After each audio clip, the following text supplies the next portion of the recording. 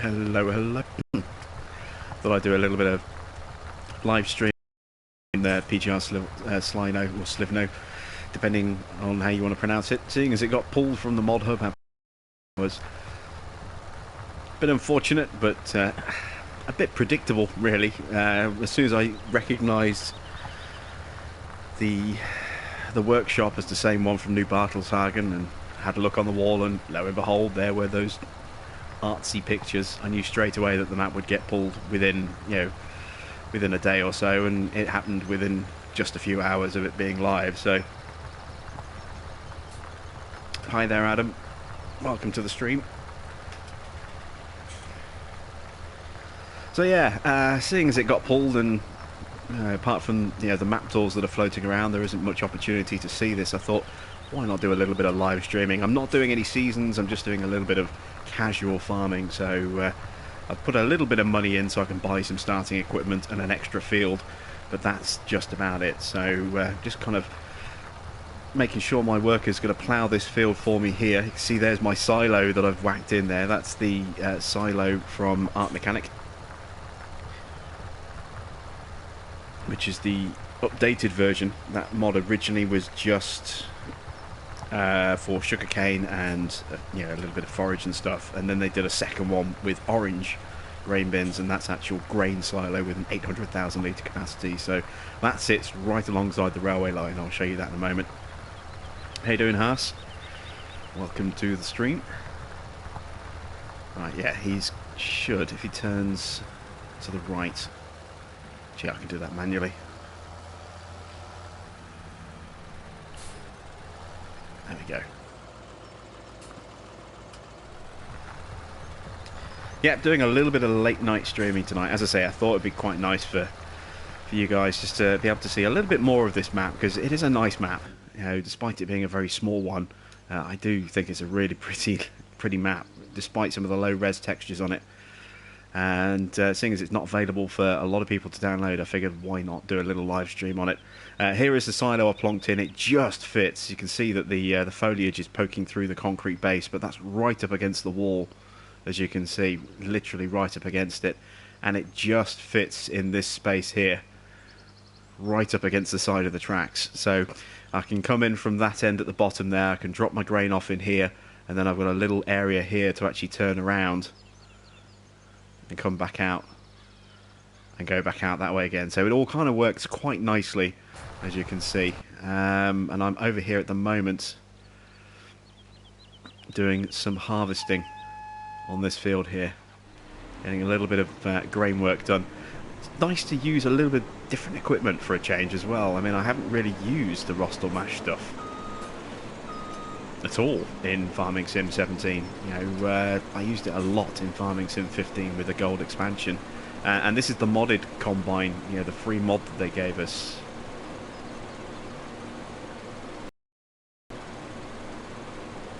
So I thought it'd be quite nice to actually use this as well.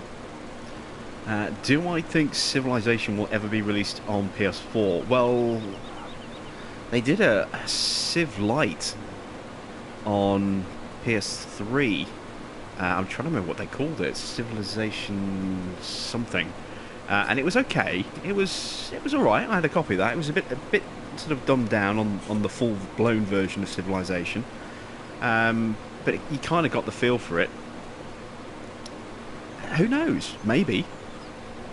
I have absolutely no idea whether Civilization is in the works for PS4 or not, but I hadn't really given it much thought. But I say there was a PS3 version of Civilization.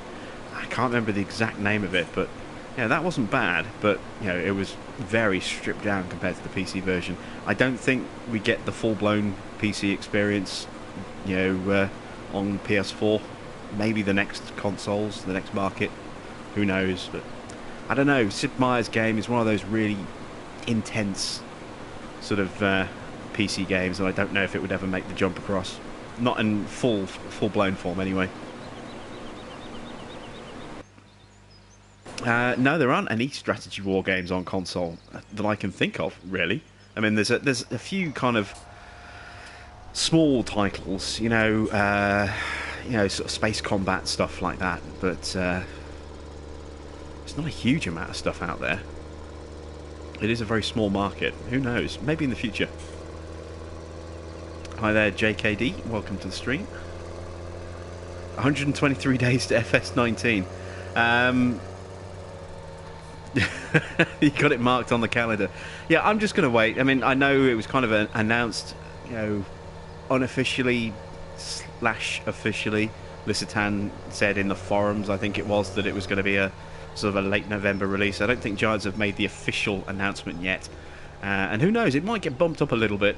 So I'm going to wait until Gamescom before I start marking a calendar, because I think Gamescom's when we're going to get the official release date, or just after Gamescom. That will be in August, I think, first, second week of August. So that's when I think we're going to start to see gameplay footage coming out, and we should get, I think, a more confirmed release date around that time as well, I would imagine. We should also start getting to see a lot more information on the page as well. There's still no pre-order link on the website, I don't think. Let me just double check that. Games on the farming website. No, see, it's still not offering the option on the all pre-ordering for PC players, you know, Farming Sim 19. So until that goes up, you know, we won't have an official confirmed release date, despite what people have been saying that Lissitan has said in the forums. It's until they make the official, you know, press release announcement, it's not really an official announcement. That's the way I look at things. You know, when a studio makes an official announcement, you know, to the game media, that's when it's official, not when someone on the forums, albeit the community manager of the forums, not when he just says something in the forums. You know, there needs to be an official statement, and that's when I take it as a gospel release date.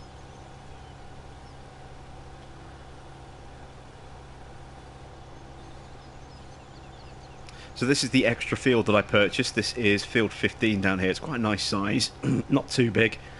Nice, good square-ish kind of shape. So once you tidy it up a little bit, it's quite easy to work with the AI. And there's also what I think, I'm waiting until my combine actually gets enough clearance on it, but I think there's a mud bog. As you can just see, that kind of brown smear just over there. I think that's a mud bog in the middle of the field. So I'm kind of waiting and quite excited to actually see what happens when I get to that. Hi there, Marcel. Yes, I agree. This is a nice map. I really do actually like this. As I say, it's not the highest quality in terms of its visuals. It's got a lot of low-res textures in there. It's only 309 or 305 megabytes, so it's quite a small file. But you know, you get quite a lot of bang for your buck on this map. You know, there's a lot of fields to work, some big fields. You know, you've got a lot of features, and I really like it. You know, despite the fact that it doesn't have that sort of sharp clarity and crisp visuals that you would expect from say Oxygen David or Bullet Bill. Those maps are truly stunning in their visual quality. This doesn't have that attention to detail, but it doesn't detract from what this map offers, which is a very nice looking experience. So I'm really looking forward to playing a little bit more on this map.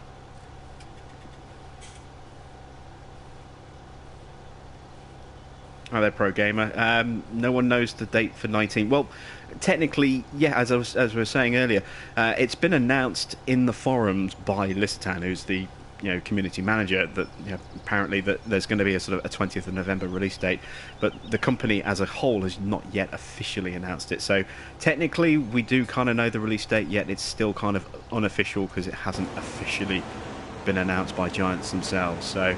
As I say, I'm waiting for the actual official announcement from Giants, which will probably come at Gamescom. Am I doing a Let's Play on this map? No, I'm only going to be doing one Let's Play now until Farming Sim 19 comes out. I'm just going to be concentrating on Lono because my sole Let's Play, so that I can get an episode out every couple of days. We can have a nice, good run of probably 3 calendar years on that farm, and then ease off just as Farming Sim 19 comes out. It means I don't get overly burnt out and frustrated trying to do too many farms at the same time, and we get a really good run on a really, really good map. But I will live stream this map, I think, for a little while, and then when something else comes out, I might do a little bit of live streaming on that from time to time as well. So you know, one official Let's Play series for the channel, and that'll be, as I say, my Lone Oak series, and then, you know, the odd bit of live streaming here and there on random maps.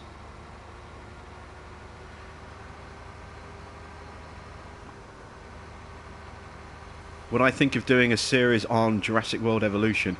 I really wanted to, but I just don't have any money. I literally cannot afford, you know, the 40 to 50 quid it's going to cost me to buy that game. So as much as I wanted to, I just can't do it. You know, maybe if it comes down in price and I'm lucky enough to be able to pick it up on a sale when I've actually got a little bit of spare cash, then yes, I'll quite happily, you know, take a look at that game. But I just can't afford to buy it. So you know, I did ask the developers if they would send me a copy, and I never heard back from them. So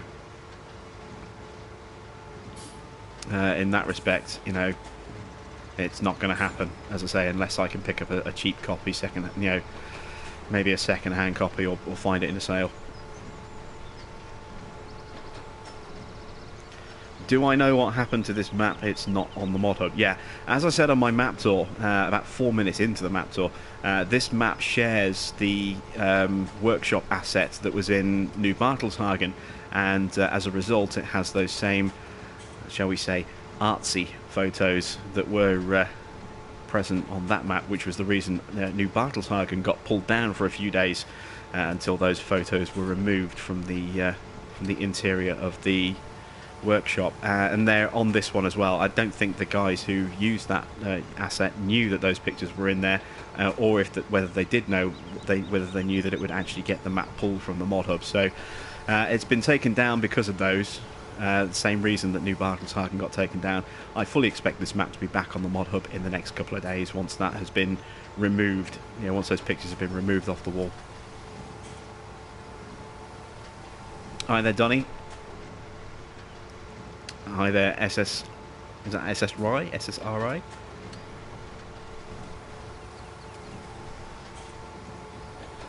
Ooh, it's been a while since I've used this thing. I completely forgot. I need to keep an eye out and empty it. I haven't used. I think it's been a year since I last used this Quadro pack.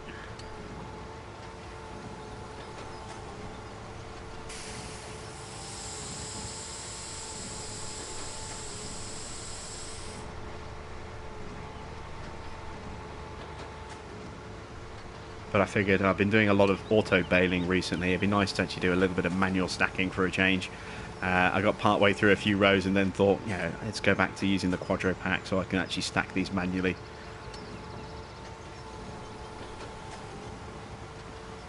So I've got a couple of bale trailers waiting for me at the farm, and then I'll bring those down and manually load onto there. I've got a telehandler waiting for me inside the store with a set of Cotec claws. Again, something I haven't used for almost a year is the set of Cotec claws. Maybe not that long, but...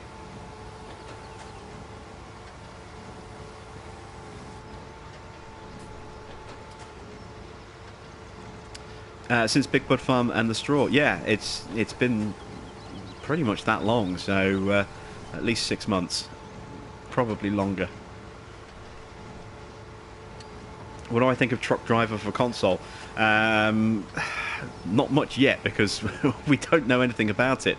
There is apparently a closed beta coming up for PC players only, but obviously the feedback that goes through on that will also help benefit PC, console players. So I'm quietly optimistic. I mean, it's done by Tedesco, and Real Farm wasn't that good. Real Farm was actually a massive disappointment. It was a lot worse than I thought it was going to be, and I wasn't expecting, you know, miracles from that game, but you know, it failed to live up to my low expectations going into it, and despite a few patches, it's still pretty rough to play. So I don't know. I'd like to hope that it's going to be good, but you just don't know. It could turn out to be absolutely shocking. Until we can go hands-on with the game, we won't really know much about it. I mean, I'll be keeping an eye on sort of, on what's going on with the game as much as I can, because I don't think we're ever going to get Euro Truck or American Truck Simulator on PS4. Maybe again the next generation, when they bring out the next Euro Truck game, we might get a console version of that, but I just don't know. So I'm keeping my fingers crossed that it's not going to be a massive disappointment, but you know, if I can only base it on the other game that I've played from Tedesco, which was Real Farm, then my hopes aren't great. You know, the bar isn't set particularly high in terms of standard to follow. We'll have to wait and see. We'll just have to wait and see. Hi there, Joe. Welcome to the stream.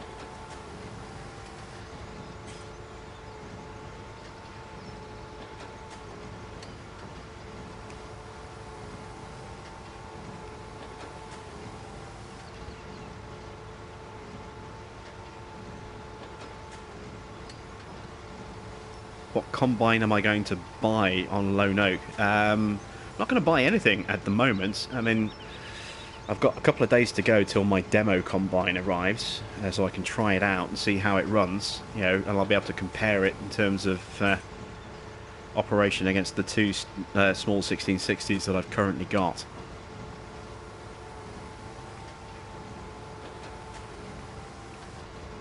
So we'll see how the demo goes. You know, if it works out really well and saves me a lot of time and hassle when it comes to doing harvesting, then in the off season I may look at actually buying one of those combines. But we'll see. It all depends how much cash I'm going to have around the end of the year.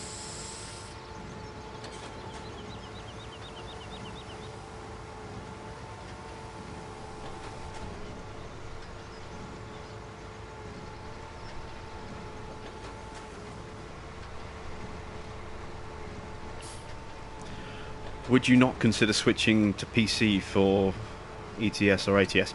Well, that's the thing. If I can't afford a £40–50 video game, there's no way I can afford an £800 minimum gaming PC that's going to be good enough to run games like that. So, no, I'm a console player, and I'm going to stay a console player for a long, long time. I just don't have any money at all, you know, to invest in that kind of hardware.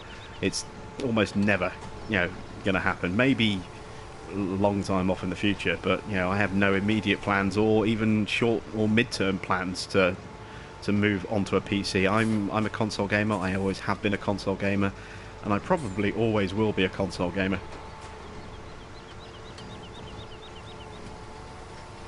It's just a shame that, you know, we don't get games like that very often make their way over to console, because I would love to play them. So again, this is why we were talking about Truck Driver earlier. You know, that is at the moment the hopeful project that we might actually get a game that runs not bad and gives us, you know, console players a kind of ETS/ATS experience. But yeah, we'll see.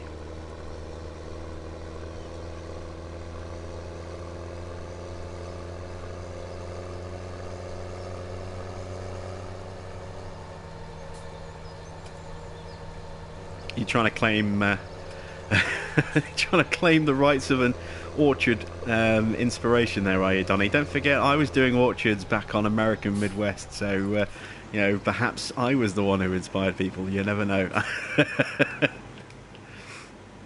No, I think yeah, it's just strange that a lot of people just seem to be posting about orchards on their farms right now. I'm not quite sure why it's suddenly become the in thing to do, but I mean, you get these strange trends, I've noticed. I mean, if you go back, you know, 6 months to a year, you know, what the biggest thing that was going through the groups was the Rate My Stack. Every single group, every day, was just Rate My Stack posts popping up left, right and centre, and it started to drive everybody crazy, especially if they were in multiple groups, because, you know, they would see it, you know, dominate one group, so they would get fed up and they would leave, you know, move into one of the other groups and look for some chat in there, and it, again, just Rate My Stack posts everywhere, and it drove everybody insane.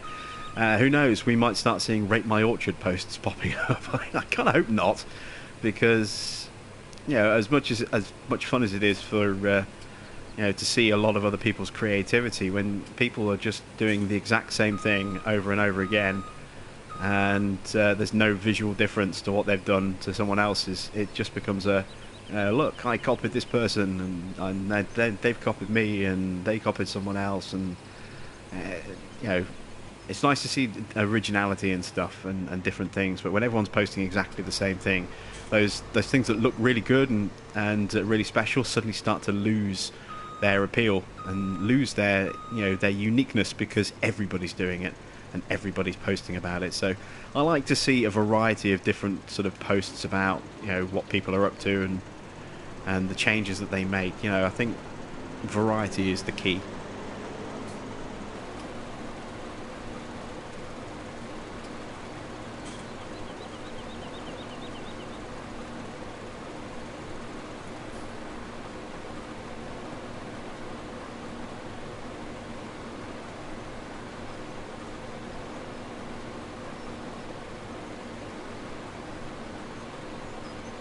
It'll be hard to better ETS or ATS. Well, I forget the name of the studio now, but the studio that's made those games has been doing it for years now. And Sedesco, as with Real Farm, is making their first run into the truck sim franchise. So I'm not going in with high expectations. I'm expecting it to be a lot worse than ATS. But hopefully a lot worse does not mean unplayable. We'll just, again, we're going to have to wait and see how it all turns out. I have high hopes, but I'm also very realistic to the fact that it's not going to be, to that standard, and will take years, I think, to get to that standard.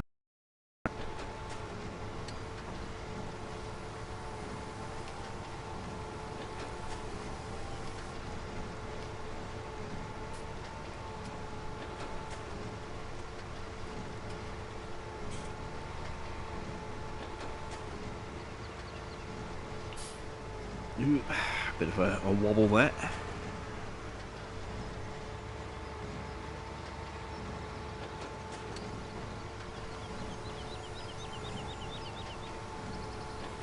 Am I on multiplayer? No, very rarely. I don't get a lot of time for multiplayer because I'm usually recording something for the channel, and when I'm not recording something, I'm then editing it and getting it prepped and working on different ideas, and then trying to catch up on watching some other stuff on YouTube. And I don't get a lot of time for multiplayer, plus my internet is quite intermittent, so that's why I don't stream on a very regular basis, because my internet can be fine and then it can just completely crap out on me and stay down or certainly not suitable for multiplayer or even live streaming for quite a while at a time. Last time it went out, it was down for nearly 6 days at half a megabyte speeds, both up and down, and it only came back up on Monday at full strength. So I'm fully expecting it to crap out again sometime over the weekend. We'll have to wait and see.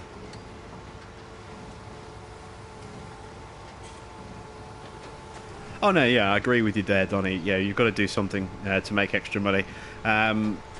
I have seen some people posting some huge orchards, and that to me completely kind of defeats the point a little bit.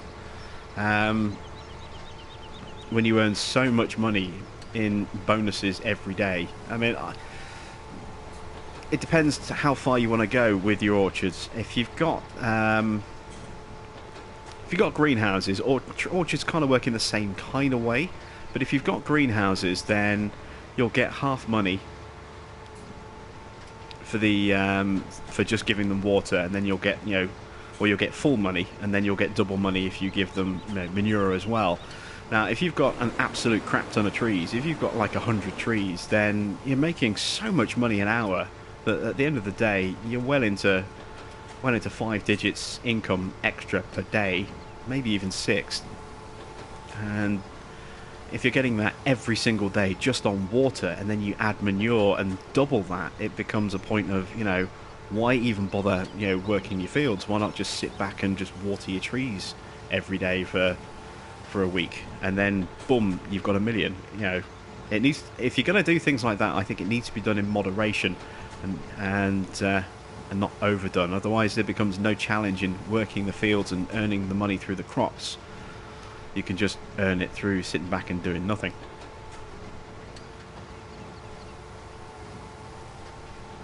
Hey, how's it going? It's going not bad, Buffy fan. Thanks for asking.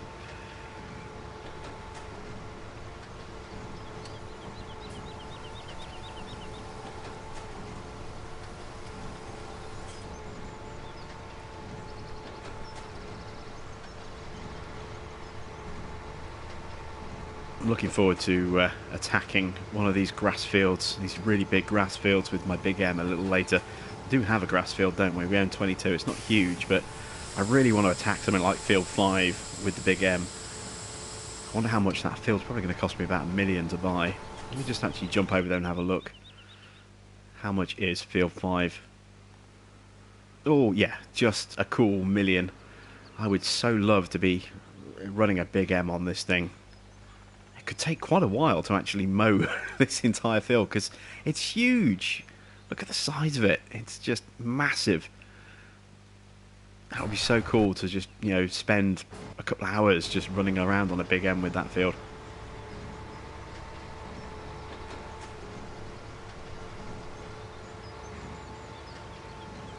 Have I got lost on the yard yet? Not since not since my first look before I started actually recording my map tour this morning. But when I was having a quick wander around trying to figure out where everything was, I did get turned around, especially inside the cowshed.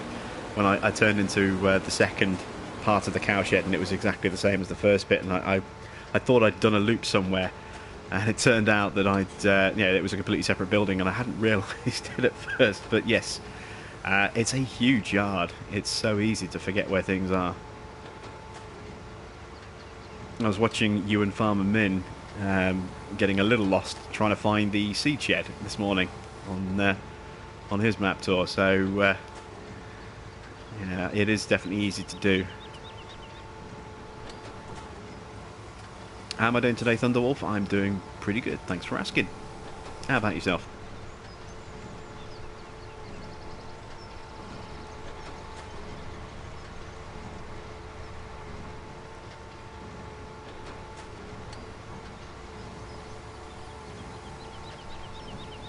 Right, we've got that mud patch coming up. Let's see what happens to my tractor. Do I actually disappear into the mud? I noticed that when I was, again, as I say, doing my map tour this morning, in the forestry area, you've got those mud trails, and you can actually disappear into the mud in places, but not all the way along. I really like that. It's not like just a big block of mud that suddenly appears. It's an intermittent block. So sometimes you'll go in, sometimes you won't. Let's just park up here for a second. Where is... There it is. My stair terrace. This is a tractor I very rarely ever use. I figured, you know, if I'm going to use some equipment on this map that I don't normally use, and I haven't used this Bergman for a long, long time either, not since my very short-lived run on Sandy Bay, well over a year ago. I just thought it'd be quite nice to break out stuff I very rarely use or haven't used in a long time. Well, let's see if I disappear into the mud as I drive along here.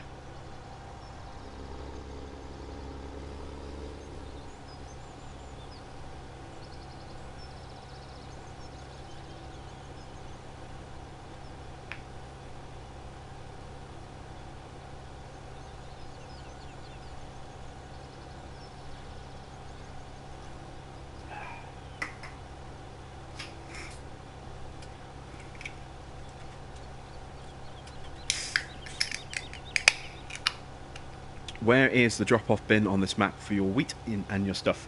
There is no silo. I've actually put one in myself, but this map does not have a silo.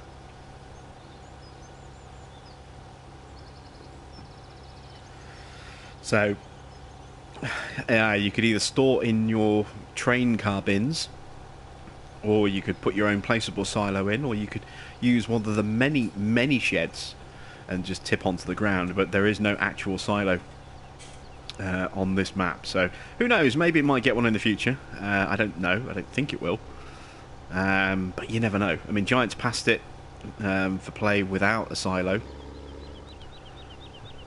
Oh, look at that, I'm not sinking in the mud. I'm a little disappointed by that in a way. I kind of hoped I would.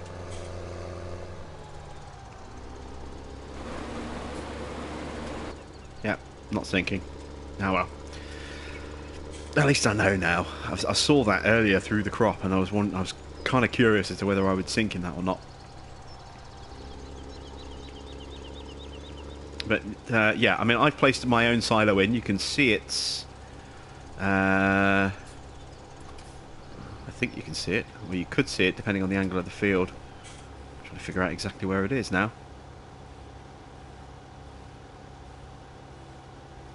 It's just out of draw distance range, I think. But as we get a little closer to the farm, you'll see it's a big, giant orange monstrosity. It holds 800,000 litres.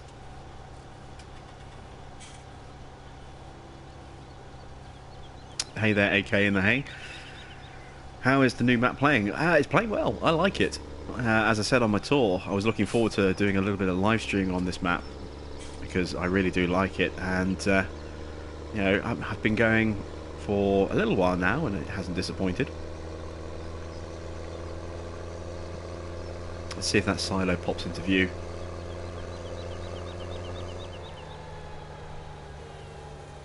Not yet. Am I selling those bales? Some of them, I'll be keeping some because I've bought some cows. I've got 50 cows, and so far I have no water, no food, no hay, nothing. You know, no straw. So this field is, because you don't start with any crop on any fields, you know, which is a bit of a shame. You have a grass field and you have two cultivated fields. That's it. One of them I'm ploughing here, as you can see, and the other one is over in the bottom left corner, and again that's cultivated as well. So even if you start just standard game without seasons enabled, you get no starting crop. So I bought an extra field which did have crop on it, so that, you know, a barley crop, so that I can actually have something to make straw with,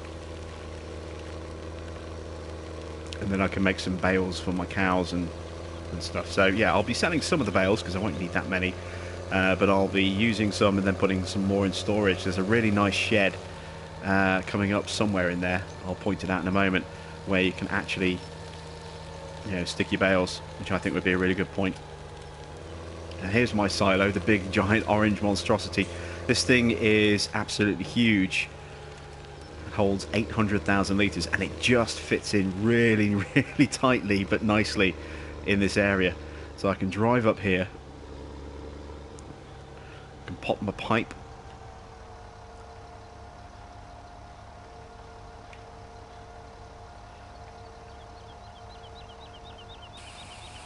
angle my header, and there we go, on my my spout, and then I can drive out to the down pipe, turn around, and then come back up the ramp again and go back out that way.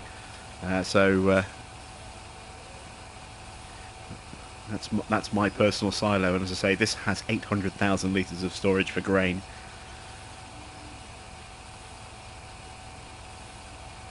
What's the time here now? Just gone 1:30 in the morning. So a little late night streaming going on here.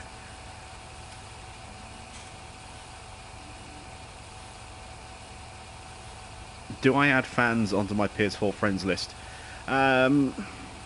Sometimes, not very often. It's usually people that I know and talk to.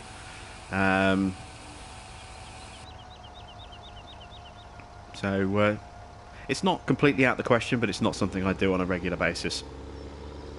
As I say, I don't really do a lot of multiplayer, and a lot of people add me just because they want to invite me into multiplayer, and you know, I don't have much interest in multiplayer, unfortunately, because my internet is so bad. And it also, one of the things with Farming Simulator, there's a big problem with Farming Simulator up until the current version. Who knows, 19 might be a little different. Is that, you know, the connection is bad if you're not in the same territory. So because I'm in the UK, then the players in the UK and get a decent ping. So, you know, like a sort of a 40 to 50 millisecond ping, which is good. You know, it means the gameplay is nice and stable, it runs nice and smooth, and, you know, there's very little, you know, sort of stuttering or lag. If I join someone who is in North America, then my average baseline ping is around 100 milliseconds. It's orange, it's not good, and I frequently get lag spikes that go, you know, anywhere up to the thousands, and it becomes almost unplayable for me. So because a lot of the people that want to add me as well are in the States, because I'm usually up quite late. I can't play with people, on that side of the pond, just because the connection is always so bad. And I've tried with a poor internet connection, and it's terrible. And I've tried with a good internet connection. I get good download speeds and pretty good upload speeds. And when my connection's working well, and it doesn't make a difference because I'm in a different territory. I get a terrible ping.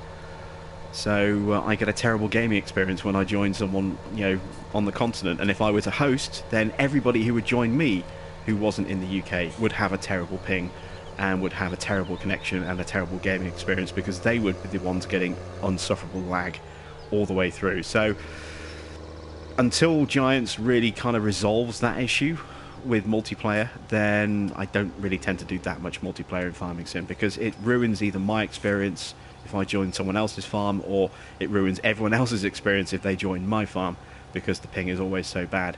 Now, Spin Tires does something a little bit different. Spin Tires has a visual issue, but the gameplay is always fine. So when I was at my previous address before I moved to where I am now, so about 9 months ago, when Spin Tires came out, I did a bit of multiplayer with a friend of mine who's in the States, and I didn't have a particularly good connection, nowhere near as good as the one I've got right now.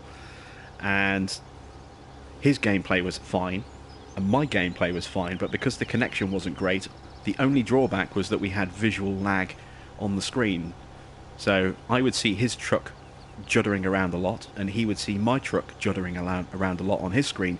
But in terms of gameplay experience, my gameplay was absolutely fine, and his gameplay was absolutely fine. It was visual lag only, and that's the future, I think. Well, that's the key. Giants needs to be able to do that with Farming Simulator. I don't care if someone's tractor judders all over the place on the screen, as long as the gameplay is fine and it still plays smooth. But it just doesn't work that way at the moment. Everything lags, and until that's resolved, multiplayer is not really an option for me.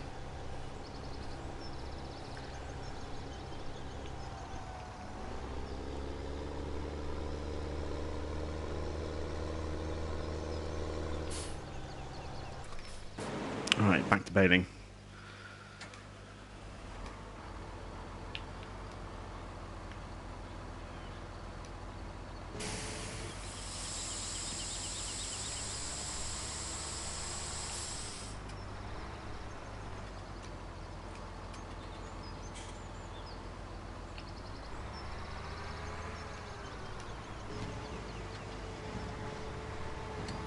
There we go.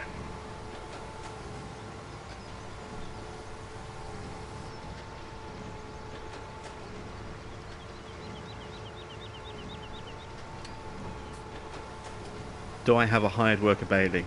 No, because you can't hire workers to bail. I've heard that you'll be able to do that in Farming Sim 19. I'm curious to see if that's actually true, and if it is true, how it's going to work. But you can't hire workers to run a baler. Or at least not at the moment, anyway.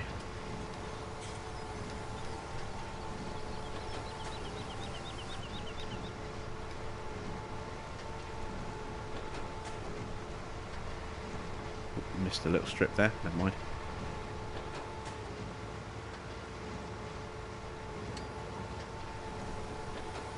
Did I notice the map is no longer available for download? Yes, I started hearing rumours of that shortly after I posted my map tour. I downloaded the map first thing this morning, not long after it was made available, and then had a nice little play around on it to try and learn my way around it and figure it out before then sitting down and recording my map tour, then editing it and then uploading it and pushing it live across Facebook and Twitter.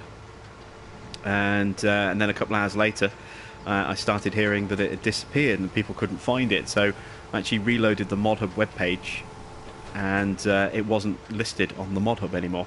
So yeah, I heard it had gone down. I did spot straight away when I was doing my map tour, about 4 minutes into it, I mentioned that there were the nudie pics on the wall inside the workshop.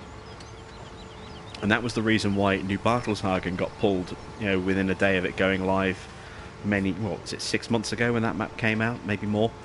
And it took a couple of days, but that map was brought back up, and those pictures were no longer on the wall. And it'll be the same with this. It's just one of those assets that is used by various different modders. You see a lot of it. You look at all the maps, and you see assets that are used by various different modders on the maps that you've seen before. So, for example, if you look at some of the stuff that you see on Woodshire, there's a mixture of stuff that you've seen Red Kindsters use before on Altenstein. There's also stuff that you've seen used by Black Sheep modding on the Valley the Old Farm, and also Old Streams. There's a lot of mods that are used by multiple modders, or a lot of assets that are used by multiple modders. And I just figure, the way I see it, the guys who made this map might not have known about those picks being on the inside of the garage. And if they did know, they might not have known that that would get it pulled off the mod hub, as soon as they were discovered. Obviously it was Atza VR who used that asset for New Bartelshagen, and the map got pulled, and it was back up again within a few days. And I fully expect it to be the same with this. It's been taken down. No doubt they'll get those pictures taken off the asset. They'll recode it slightly to remove them, and then the map will be back up on the mod hub, as I say, in a few days' time. So it's not a massive deal. It's just sometimes these things happen, and maybe they knew, maybe they didn't, but whatever, whether they knew or not is irrelevant. It's been taken down, and it'll need to be cleaned up a little bit before it can come back up again.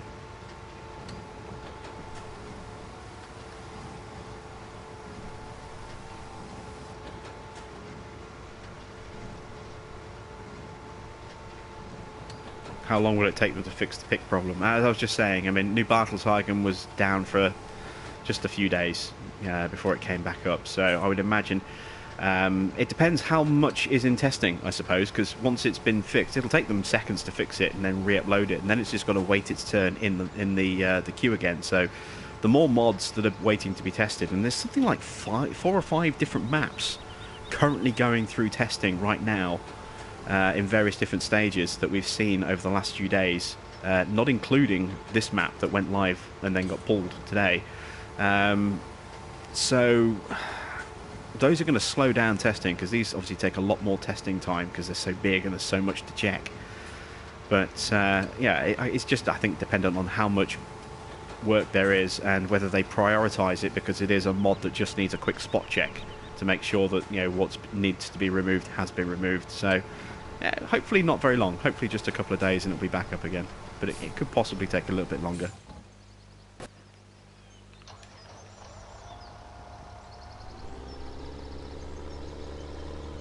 Hi there, Dan. Welcome to the live stream.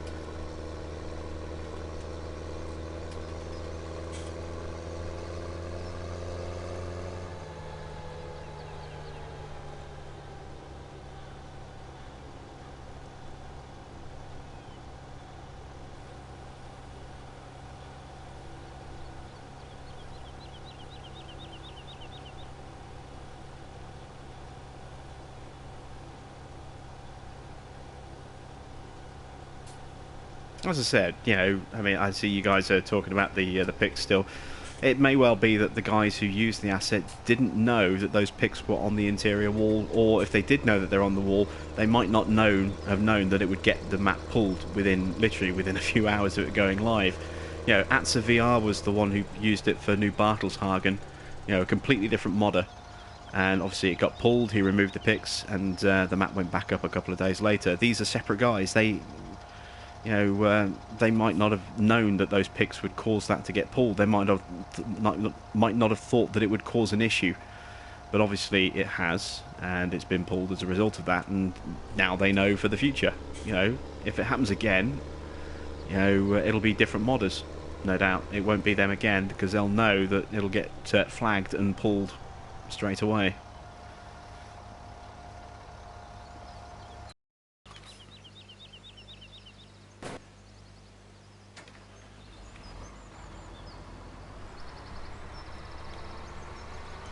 many bales have I made so far? Let's have a look.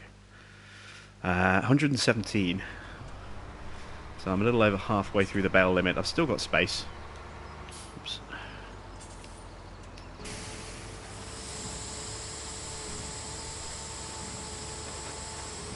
Almost done with the field now.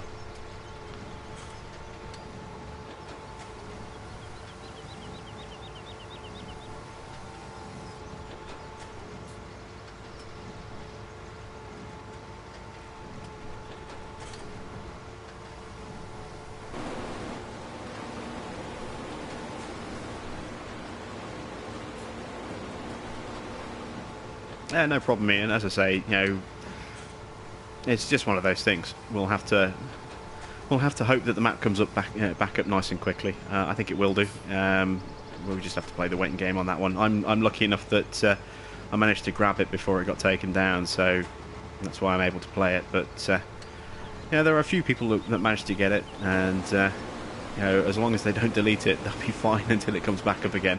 Although, you know, there'll be an update, no doubt.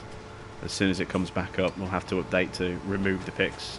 So if you really like the pics and you want to keep them, don't update your map when it gets put back up again.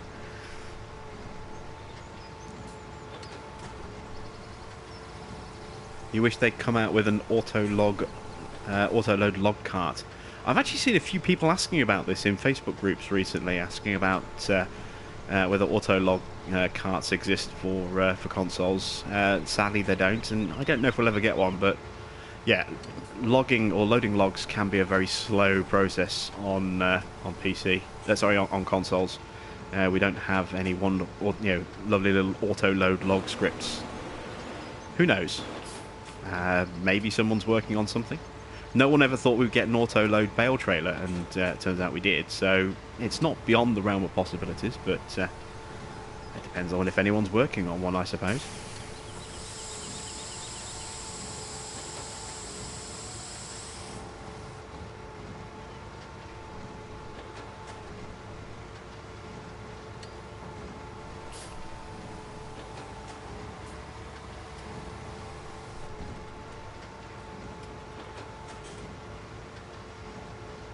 Hello, stranger. Welcome to the stream.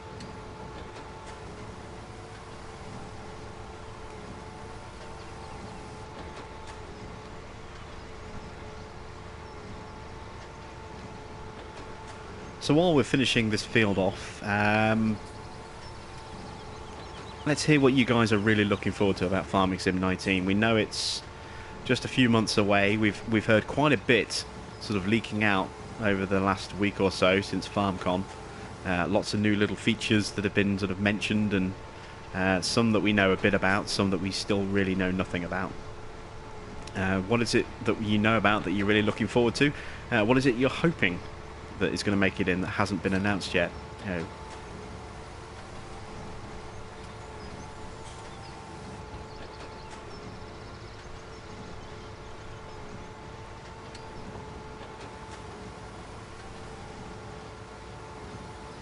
Rabid Sean, excited to see the Build Your Farm and Cotton. Yes, I'm looking forward to both of those features as well. Very much so.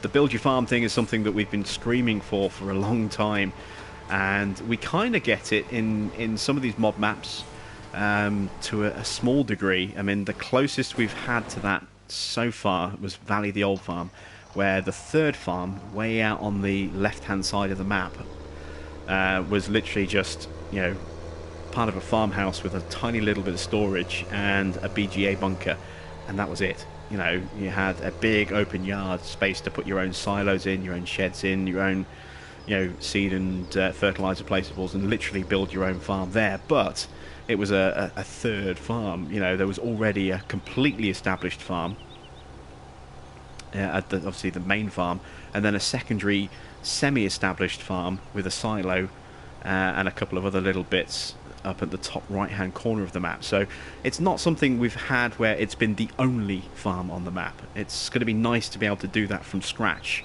as the only farm. And yeah, I'm really excited to try out cotton as well.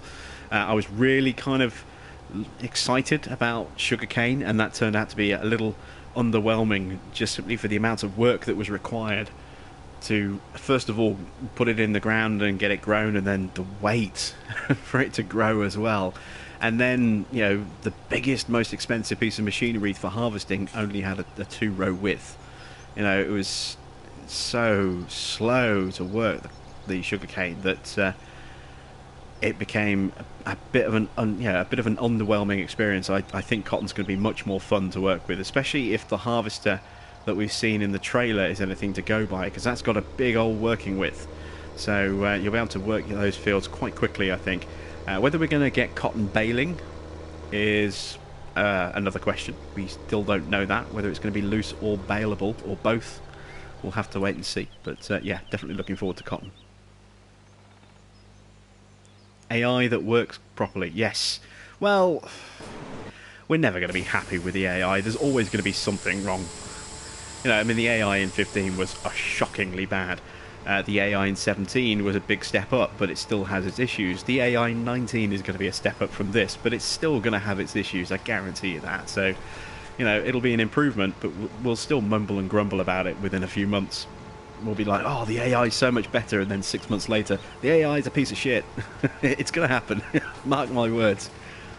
We'll all be, you know, raving over the improved AI for the first couple of months, and then we'll be complaining about how bad it is again. So, you know, I don't think we'll ever be truly satisfied with the AI. John Deere. Well, obviously, yeah, John Deere is the big thing, you know, for Farming Sim 19, isn't it? You know, we're going to get John Deere in the game. So it's been a long time coming, and I'm curious to see just how big a range of John Deere equipment we're going to get. Are we going to get the sort of, you know, case kind of level of equipment, so a couple of tractors and a couple of combines, and that's pretty much it? Or are we going to get the New Holland level of equipment, where, you know, multiple tractors across all the power bands, and then multiple combines, and then all the other equipment as well? So you look at New Holland, we've got as official in-game equipment, you know, including obviously the 2 sort of modded assets from Farming Sim 15 that Giants made available on day one. The you know, you've got a, you know, combines, you know, 2 different combines. You've got what, 5 different tractors, I think. You've got the 8430, you've got the T5, T6, T7, T8, T9. That's 6 tractors. You've got the sprayer, the wheel loader, and the telehandler if you downloaded the free mods from Giants. You've also got the baler pack, and then the red covered balers as a mod pack as well from Giants. What else is there that's New Holland? Actually, let's have a look. Let's go into brands and show you everything that is New Holland, because there's a lot of New Holland stuff that's official in-game stuff. So this is all the in-game stuff that's official. Obviously the headers. Oh, the forage harvester. Of course, the forage harvester as well, and the various different headers for the forage harvester. There's the sprayer, the disc bind mower, the roll, the big baler. Obviously there's the red versions of those as a mod pack. If you're a PlayStation Plus user, you can get the T7 Blue Power for free as a mod. Sorry, as a free DLC. Then we've got the modded stuff as well, so we've got some modded balers. There's the 2 official Giants mods there. The telehandler and the wheel loader, taken from Farming Sim 15 and then just updated a little bit. And then obviously we've got the TS series that's from ARM Team as well. So in terms of official assets, both as in-game and then the mod extensions that they released on day one, there's a lot of New Holland equipment, and I'd be curious to see whether John Deere gets that level of equipment or whether they get something equivalent to Case. So Case have got 3 combines and 5 tractors, and that's it. So yeah, be very interesting to see just how much John Deere stuff we get, I think.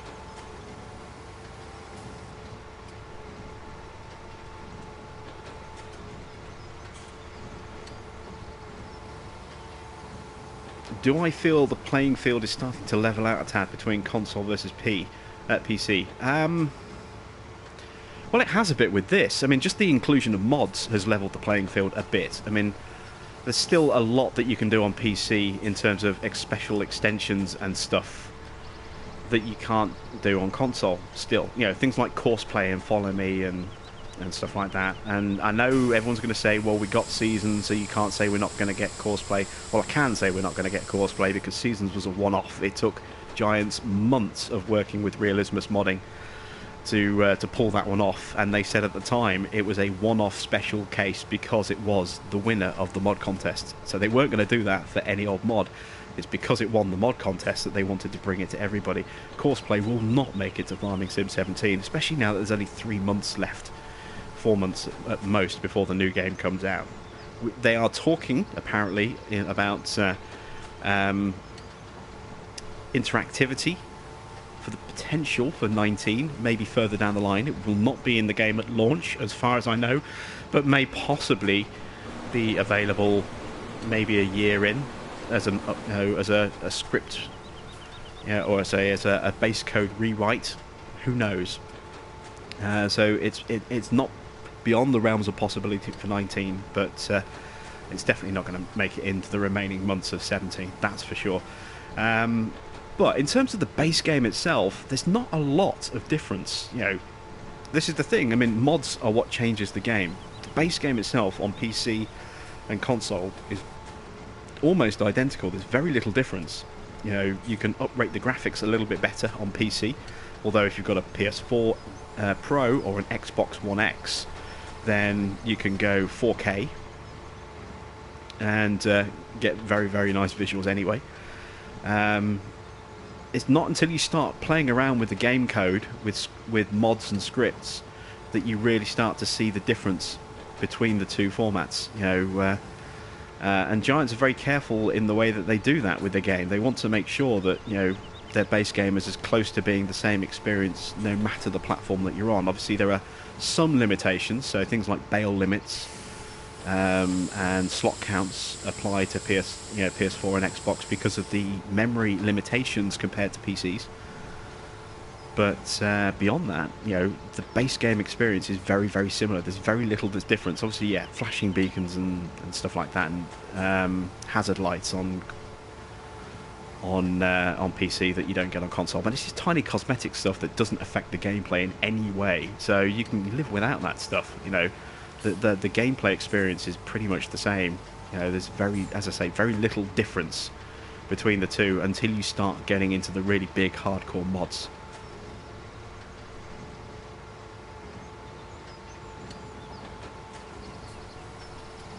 You think we need bigger harvesters? Well, we're going to get a bigger harvester with Farming Sim 19. We know that. We're going to get the Ideal. We know it's going to be available as a Fent Ideal. Whether it's going to be a Massey version of that as well or not, I'm not sure. I would imagine they'll probably do it with the Massey version as well as the Fent. And that's got a 17,100 litre or 17,300 litres, something like that. It's over 17,000 litre capacity, so considerably bigger than the CR1090, which is currently the biggest at 14,500 litres.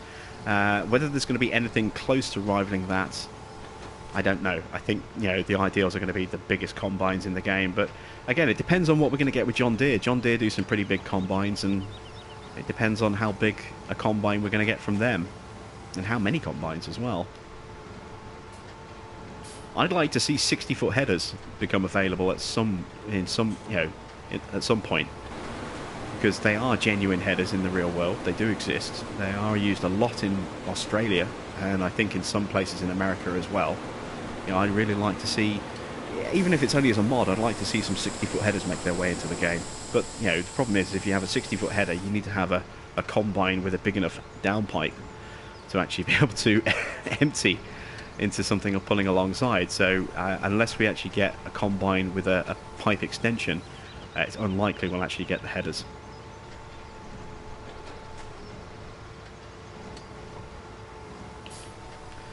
Straw Harvest add-on. Are you talking about the Straw Harvest DLC pack that came out, the sort of unofficial DLC add-on that came out for PC players only?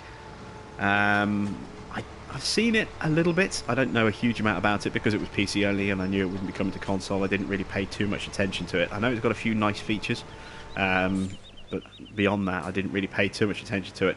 I'd like to see chopped straw. I think that would be a nice thing to have. I'd quite like to get that stage of fertilisation for free just by blowing chopped straw out the back. That'd be something kind of cool, I think.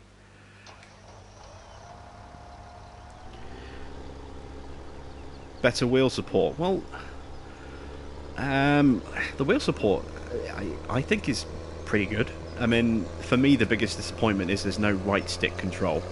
So when you're driving on a wheel, you can't look out the cab. So I can use my right stick and I can look around in the cab like this, but you can't do that on a wheel because there's no right stick control. So yeah, if you want to drive in cab, it's great for the driving in cab until you need to until you need to turn your head and look out the window, because you can't do that. That's a disappointment. I was kind of hoping that we might possibly get VR, but it's been announced that there will be no VR for PlayStation, for Farming Sim 19 at all, regardless of whether you're on console or PC. They're not working on VR for 19, so that's a bit of a disappointment. I'd like to think that they may revisit that partway through the run and perhaps add it as an add-on. Perhaps add VR support halfway through the run, maybe a year in. That would be nice. But I'm not holding my breath on that one. Will it have mods like FS17? Yes, 19 has already been announced as definitely having mod support for all systems. You know, many months ago, a lot of PC players decided to have a lot of fun at console players' expense by saying that there would be no console mods in Farming Sim 19, and it's utter bullshit. Don't be fooled by it. Console mods will be there in Farming Sim 19. Giants have confirmed this on a number of occasions.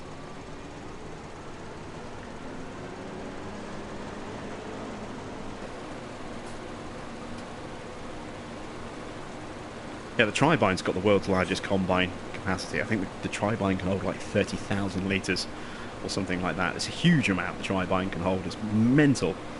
But I think the largest standard commercial combine in the world is the Ideal with its 17,000 litre tank. So yeah, that'd be something I'd quite like to see actually, if the Tribine make its way over. I don't think it will, but who knows? I mean, I don't think anybody expected Big Bud to be to be a DLC pack until the news suddenly leaked out early in was it March? I think the news leaked.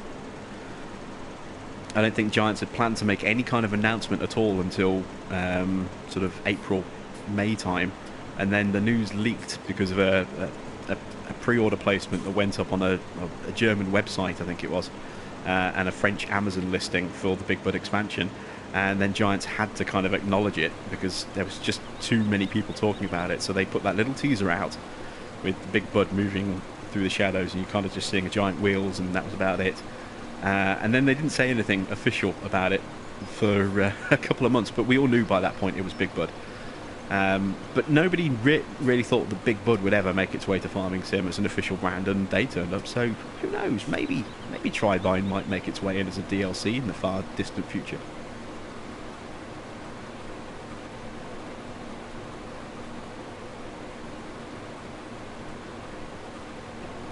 And I would buy that DLC. That would be an awesome one to have, the Tribine. Looks awesome. And a 30,000 litre capacity, hell yes.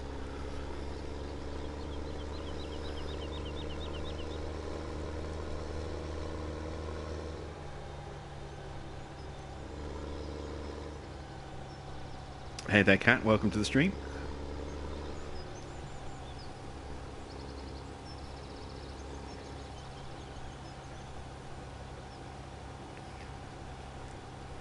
Listen for the click, Donny.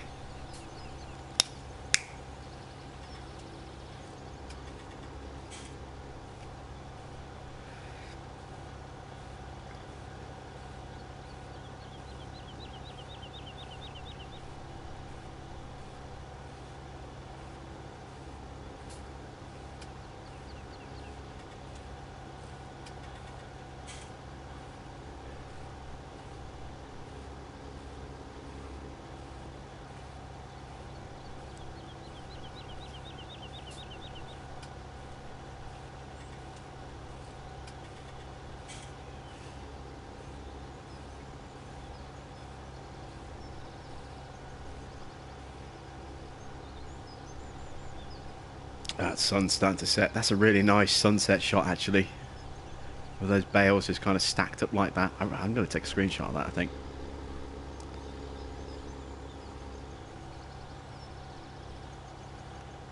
Has that popped up a little box on the screen?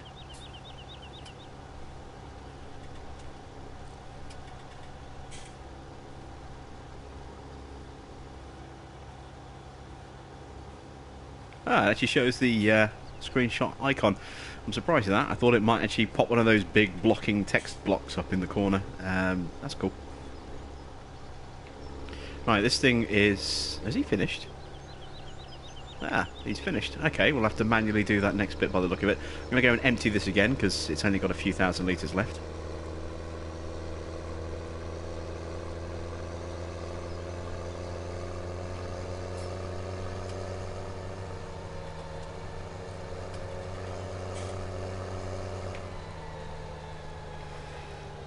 I'm going the wrong way as a stream there.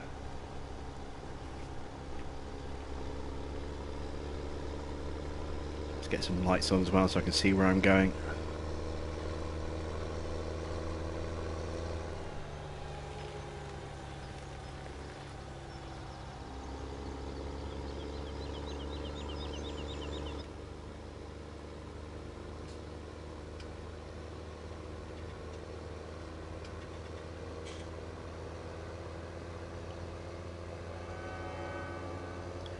I noticed actually, I was watching back my map tour earlier.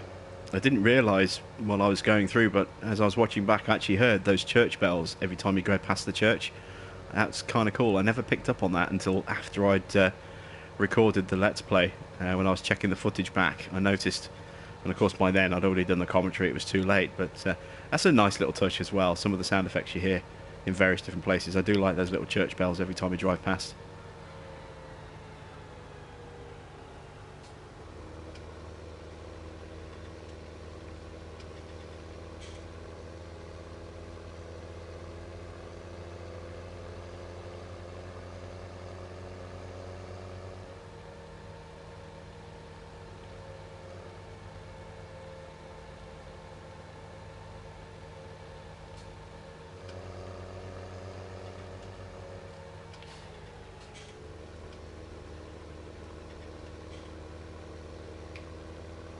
Nearly missed my turn there.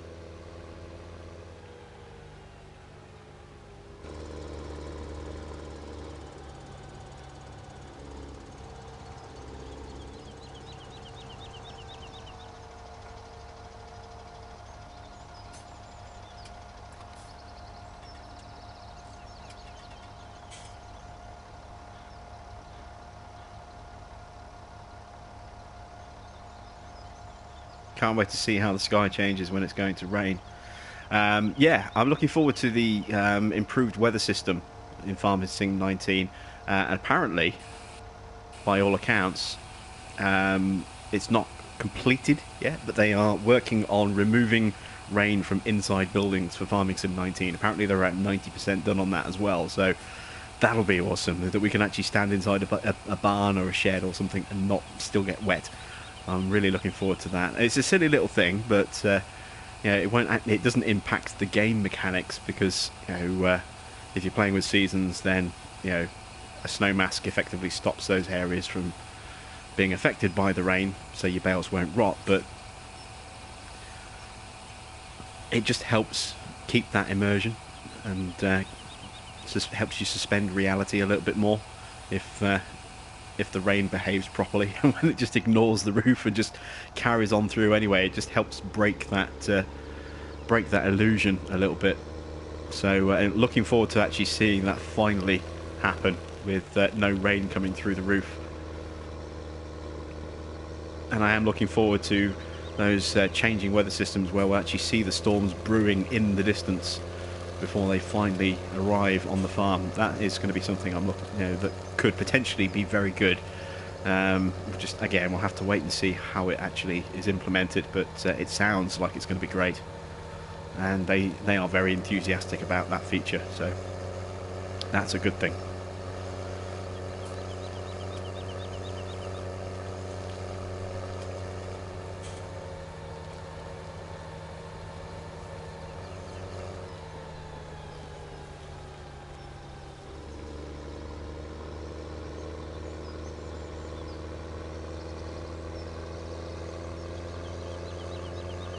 kind of curious about the birds as well. Is my... I think my Fortis might be the worker that stopped, actually. Oh no, he's still going. He's way over there in the distance somewhere. Other side of the trees in the middle of the field, I think. So it was the combine that stopped. There's those church bells bonging again. Nip through.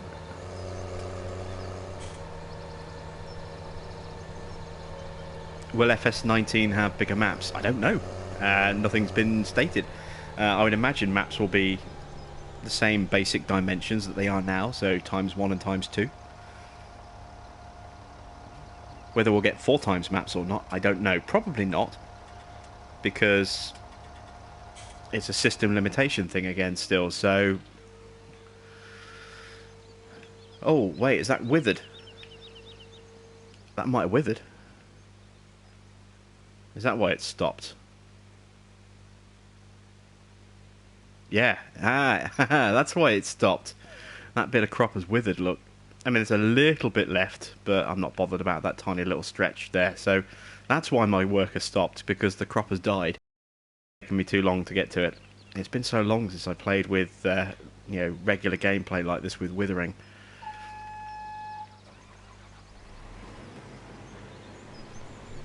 Yeah, I mean, I know the birds are going to be just a scenic thing. They're not actually going to have any impact on your farm whatsoever. But it's going to be just a nice little visual touch, I think.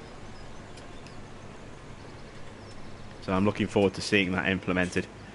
I'm curious as to just how good it's going to look. You get this horrible feeling that, you know, it's going to sound awesome, and then you're going to see it, and it's going to be completely underwhelming visually. I'm really hoping that's not going to be the case. And let's be fair. I mean, there's very little that in the game that is visually underwhelming in terms of the stuff that Giants have put forward. I mean, some of the interiors of the older Farming Sim 15 models that just got a bit of a new lick of paint. The interiors aren't as good as you would hope. If we look in here, it's a bit dark in here, but you know, there's nothing overly. Actually, this is a newer model, isn't it? The Stayer Multi or Stayer Terrace.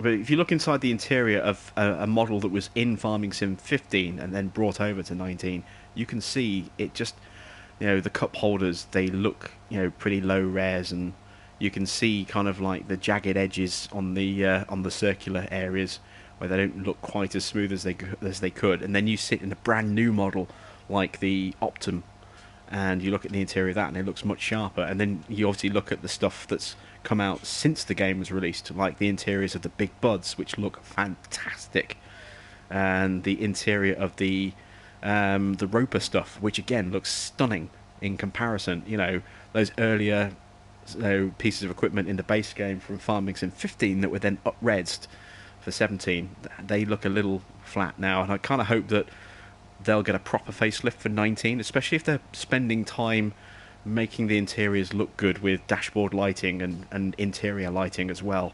It's only going to make them look even more out of place when you've got John Deere stuff coming in brand new, and it's going to be right at the top of the quality chart, you know. And then stuff that's from 15 going into 17 and then going into 19, if it doesn't get like a proper rework and just gets a little touch up again, it's going to look rough in comparison.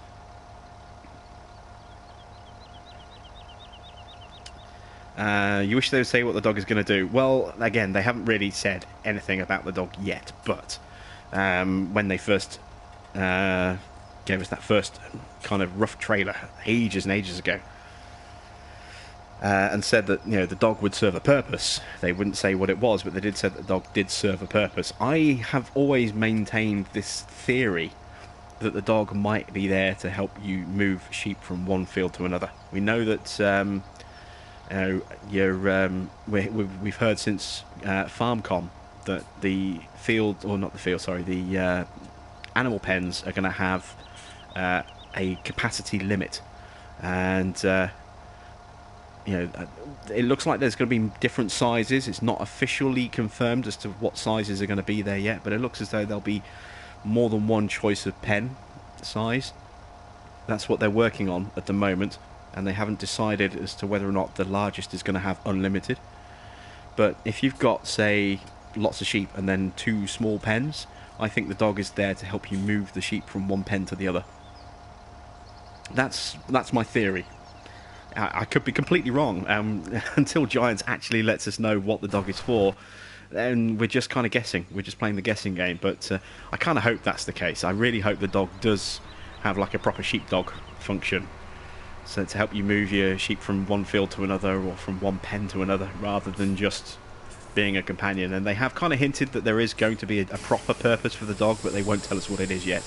And again, we might not find that out until, just until the game goes live. They might not even have the dog in the playable demo at Gamescom. My guess is the playable demo is going to be all about some of the new mechanics and John Deere, and they'll still limit some of the stuff that'll be available. I think it'd be great to see some of the John Deere stuff being used at Gamescom, and I imagine we'll see some footage of the Ideal as well. But whether we'll see the dog in action, I don't know. I honestly don't know.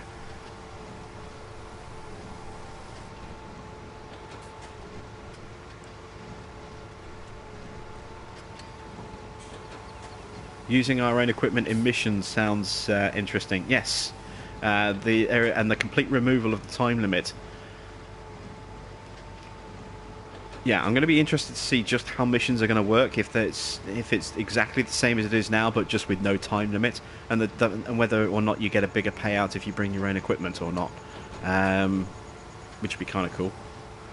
I think it depends on the size of the equipment as to that you're going to be using, whether it's your own or the farmers, as to what's going to determine how much you get paid.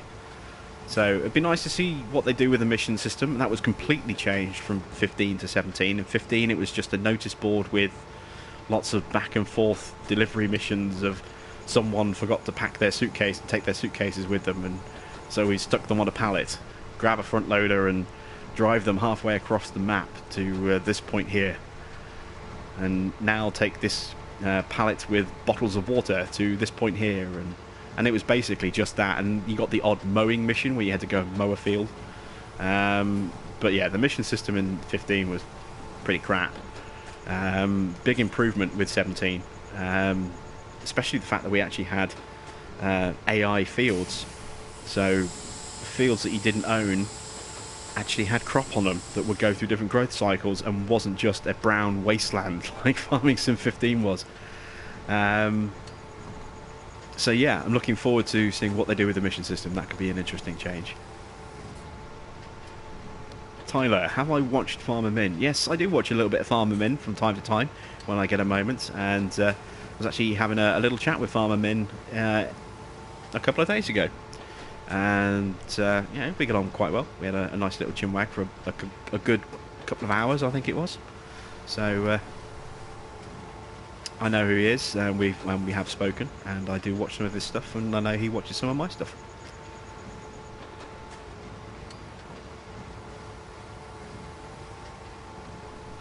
Folding of the crops. Yes, I've heard that the crops are going to sway a little bit, and not just that, I saw some sort of sneaked pictures. Nobody at FarmCon was supposed to be allowed to take pictures, but a few pictures did get smuggled out. And we could see a presentation showing how crops bend and move a little bit as you drive over them. So that's going to be kind of cool to see as well. I love the for real mods that we have right now, because they do have a little bit more realism. So you've got crop destruction and ground response and tire dirt. It's great that we have those, but they are a little bit limited in some respects. And the fact that we have the opportunity to maybe improve the way that crops are trampled, and rather than just literally just removing them and getting this sort of dead texture that we've got right now, to actually get sort of flattened crops, that would be awesome. That would be really, really cool.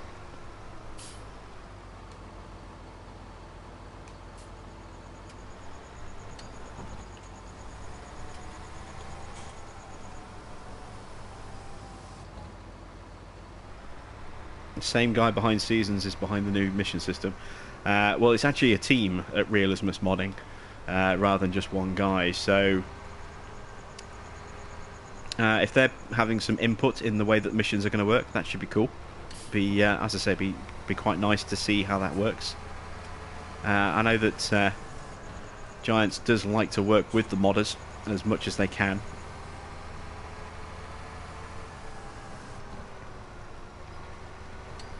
They've always been very supportive of the modding community, which is why they hold the mod contest every time. And you know, some really good prizes were given out this time. You know, Matt XJS, who won the rights, who won the what competition was it? I think it was his 4 TWS pack that he put out, wasn't it?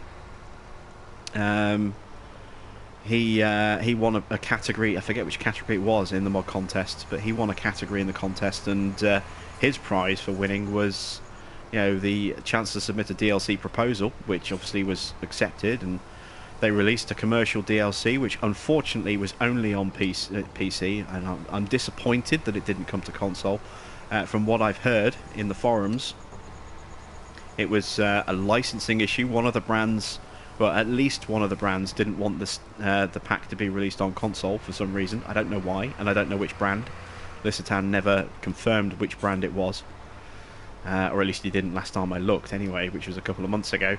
And obviously he had that commercial opportunity to release an actual proper DLC, and a cheap DLC at only $5, you know, £5. Well worth it in terms of the price for the quality of work that he put out.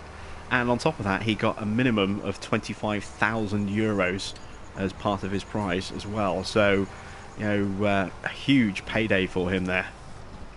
But a lot of work was needed to actually create and implement that actual DLC pack. And as a result, he's actually taking a break from modding now, winding down until Farming Sim 19. So we're probably not going to see any more from Matt XJS at all. You know, I would say we haven't seen anything on console, but PC guys aren't really going to see anything else from him now until Farming Sim 19 is about ready to come out. He's stepping back and taking a break to recharge himself. Alright, later Donny. Thanks for stopping by. I'll catch you later. Will they have John Deere mods in the mod hub for consoles? I would imagine some. You know, now that they're going to be officially licensed, then yes, I don't see any reason why we won't see some John Deere mods. I mean, I know Arm Team were hoping to get some John Deere mods on console, and of course they were never going to, because, you know, despite the mods being, you know, of a good enough quality to get on console, they were not licensed, and so that was never going to happen. And I don't know why they actually thought it would happen. But there's nothing to stop them from updating those mods once 19 comes out, and then submitting them as a Farming Sim 19 mod. You know, I don't think John Deere are going... Well, actually, I suppose it depends on the terms of the licensing agreement, but I don't think John Deere are going to have an objection to people making John Deere mods. I'd be very surprised if they do. Who knows? Maybe it's not beyond the realms of possibility that they... Part of the licensing deal is a ban on John Deere mods making their way onto the official mod hub, but I seriously doubt that would be the case. So yeah, it'd be quite nice to see some John Deere mods, but I'm more than happy to just stick to whatever equipment we get in the game, because I'm pretty sure we're going to get a large selection of John Deere stuff in the game. And, you know, I know a lot of American players in particular have been wanting John Deere for a long time. I know other players have as well, but this game isn't John Deere Simulator. This is Farming Simulator, and there are lots of other brands to choose from. So if we don't get a lot of John Deere equipment, it's not the end of the world. We'll still have a lot of other good stuff to use. And I think that's an important thing to remember.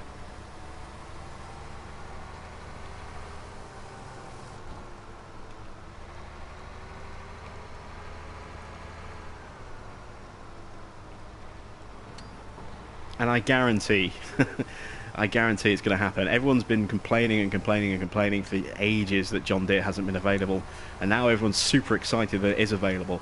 And I guarantee as soon as the full lineup of John Deere equipment is announced, there's going to be a lot of people complaining again because it's not got the equipment that they particularly wanted. That one particular piece of equipment that they really, really wanted won't be there, and they'll be complaining like crazy because it's not there.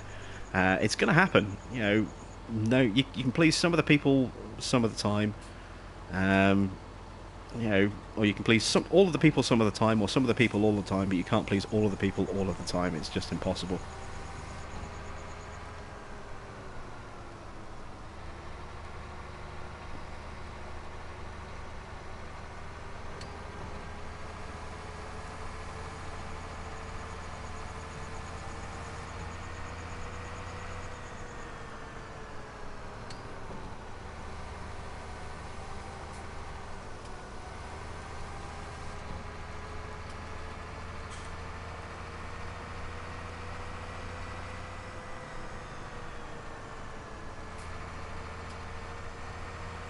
Right, have I got all the bales? Is there any loose ones left? I can't see, it's getting so dark. There's one loose one over there. Nope, that's just a patch of straw. I think that's it. I think that's all the bales. About time. Right, I'll leave these on the field and come back and collect those in the morning, I think.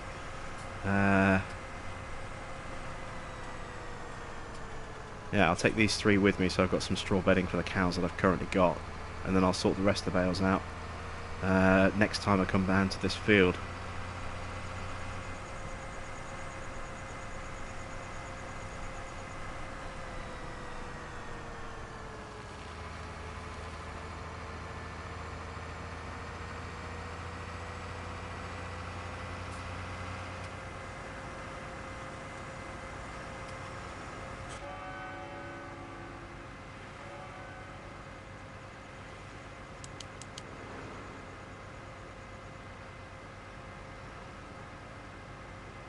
Whiz on through in my nippy little T series. No, N series.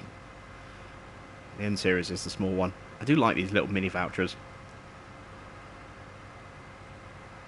Which is odd because I don't really like using the T series or the S series, but I do like these little N series. I don't know. Voucher's not a brand I've ever really heard of until Farming Sim 17. You know, so I have no special affinity for these particular tractors, but you know, in terms of what I've used, I really do like this this little N series.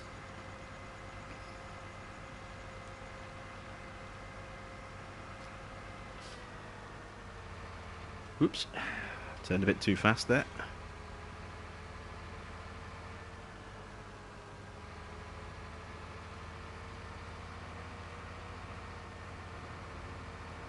Bounce my way over the bridge there, or over the grating.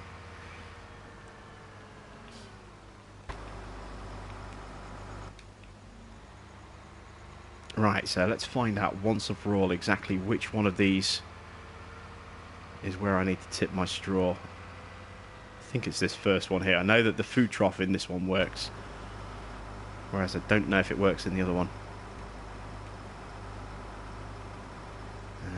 Where's my light switch? There it is.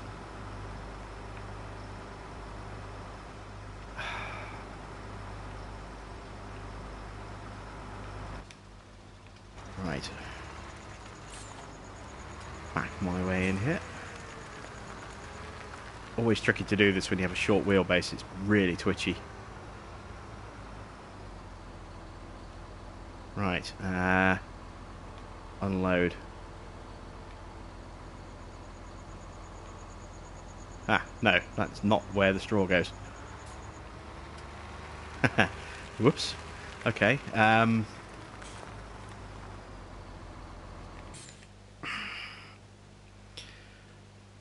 We can fix this. Where is my lever? There it is.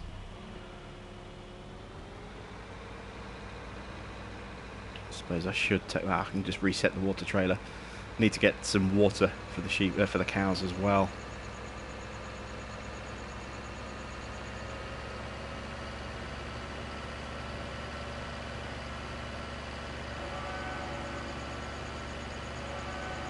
be nice to see American antique equipment. This is the thing you have to remember, and I know that a large percentage of my audience is American, so I have to be careful how I say this. Don't want to offend anybody, but at the end of the day, it's important to remember that this is a European game made by a European company, predominantly and historically for a European audience. And it's only recently that they've managed to crack the American market and actually gain some traction in America. And since they have done that, they have every year been taking strides to improve the selection of equipment available for the American farmers. You know, so much so that Farming Sim 15 had Westbridge Hills as one of the base game maps, an American set map, and you know, Case was a reasonably prominent brand to a point in previous Farming Sim games.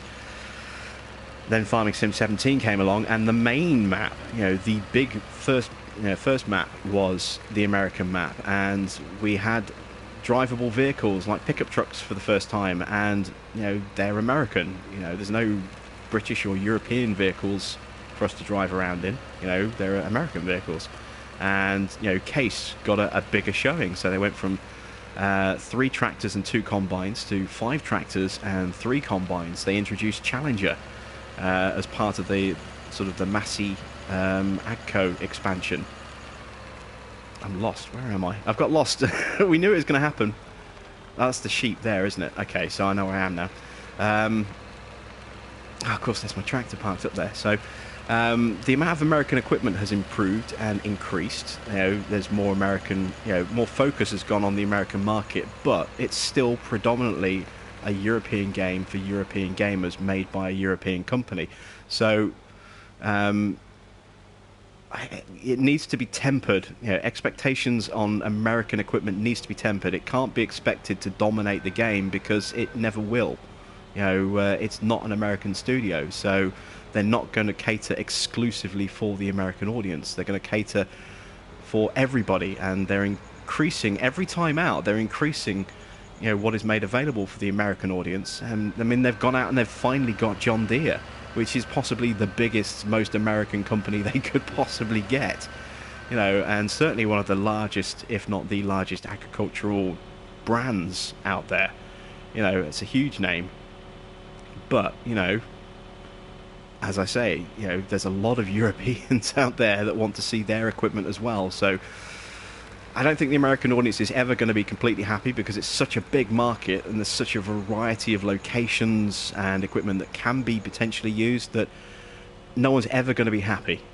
But every version since 15 has seen an increased amount of American presence inside the game, and you know, that's a good thing, but it won't become the sole focus of the franchise. That'll never happen.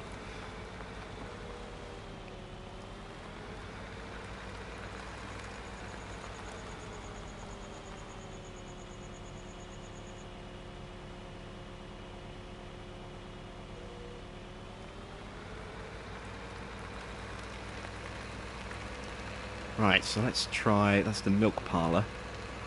Let's try this side instead. See if this side accepts straw.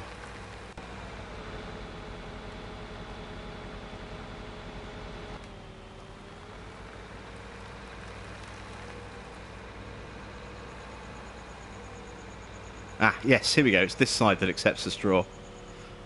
There we go. So it's food trough on one side, straw trough on the other. Okay. That makes sense, I suppose. Because I know that the other side accepts food, and that one doesn't. Right, so I've got straw. That's still working away. That's empty, so I'm just going to reset that back. I'm getting ready to kind of wind down, so I just want to kind of get the last couple of quick jobs done before I do. Let's reset that back as well. Oh, I need to reset the water trailer.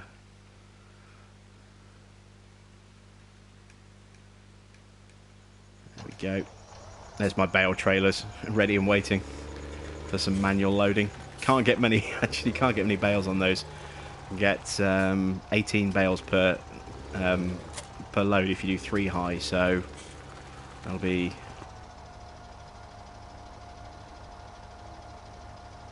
24 if you go 4 high, which is what I'm going to do. Although it might be a little unstable around the corner, so I'll have to be very careful, especially when I'm pulling 2 trailers. That'll be 48 bales.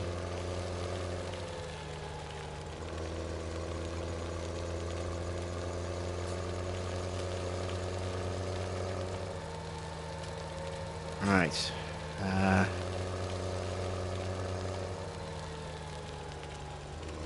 Oh, someone told me there was actually a water point here on the farm, rather than me going all the way over to the water tower over there. So there should be a fire hydrant somewhere around here in the main yard.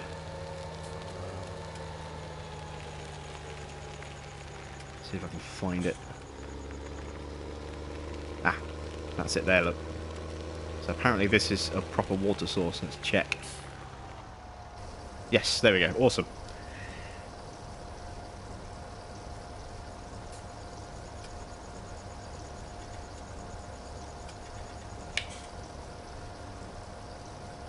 What do I think about equipment wearing out, like the paint on plows and engine power decreasing over time? Said when that news broke, it sounds great on paper, but I want to wait and see how it's implemented. You know, if it's I like the concept of machinery kind of getting old and wearing out a little bit. We kind of have that with seasons a little bit. You know, you run your equipment for so many days or so many hours, whichever comes first, and then it just kind of stops working, properly. And then you take it to a repair point, you press a button, and presto, it's brand new again. And I don't want to see that. What I would like to see is a proper kind of gradual wearing out of the equipment that is almost permanent. You can kind of pull it back a little bit, and you can stop it from decreasing quite so quickly, but I'd like to see a permanent decrease of some kind. And I'd like to see, as a result of this, I'd like to see a second-hand market. I'm going the wrong way, isn't I? That's the food trough, that's the grass trough. I'd like to see a second-hand market, so if you've got equipment that's old, that's going to be less powerful, give us a proper second-hand market. So, we look in the store right now, and we go into the tractors, for example, and we've got old tractor, new-ish, new, old, new, and so on and so forth. A couple of old tractors here, and their daily maintenance costs are higher than the newer stuff, but they are still essentially brand new off the shop floor with just slightly more expensive running costs per day. There's no difference at all. And what I'd like to see is a proper second-hand market where you can buy equipment that is slightly underpowered than it should be. So it might have a list, off the shop floor would have, say, 145 horsepower, but you can buy one for, say, 60,000 that's done X amount of hours and has actually only got 120 or 110 horsepower. You can have a proper, genuine second-hand market of old equipment. So if you don't have the money for a brand new tractor, but you need something, you can go and you can buy some older, worn-out equipment and then use that until you can afford to buy something that is brand new and top of the range, for that particular category. That's what I'd like to see. I don't think we're going to get that, but that's what I'd like to see.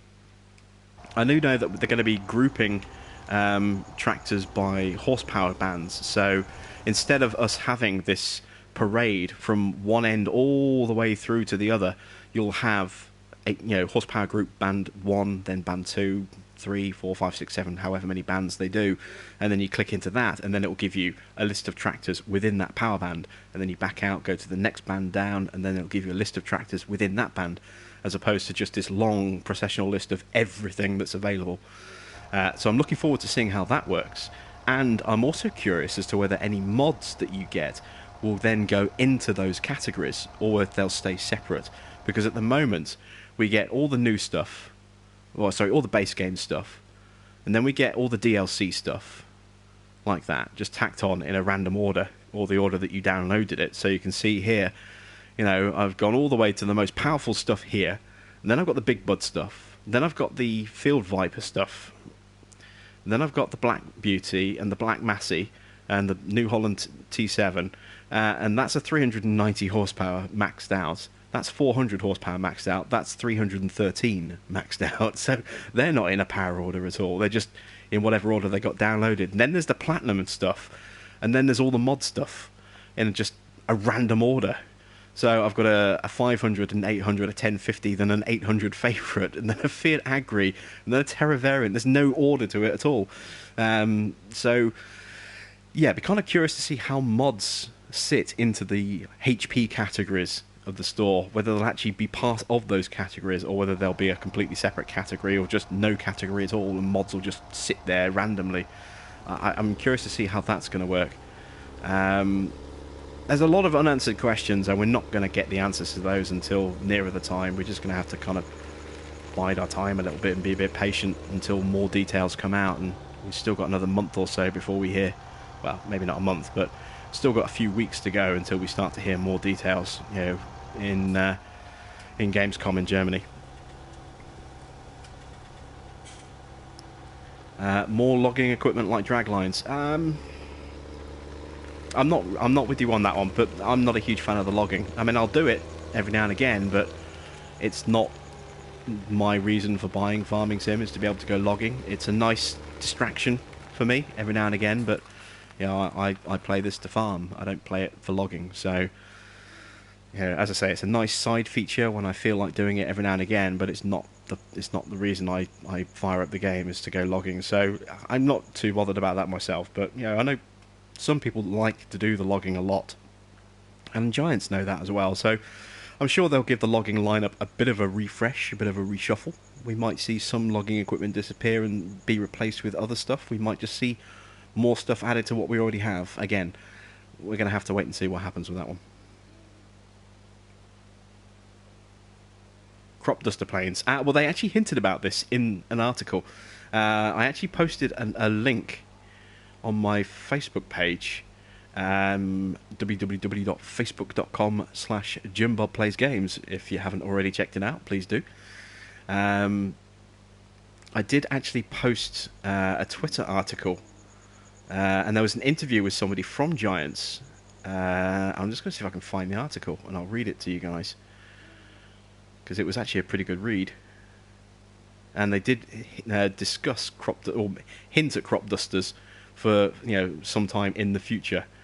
I just got to find where it is. It's about a week or two ago that I posted it now, I think. There's the Twitter link. Here's the article link.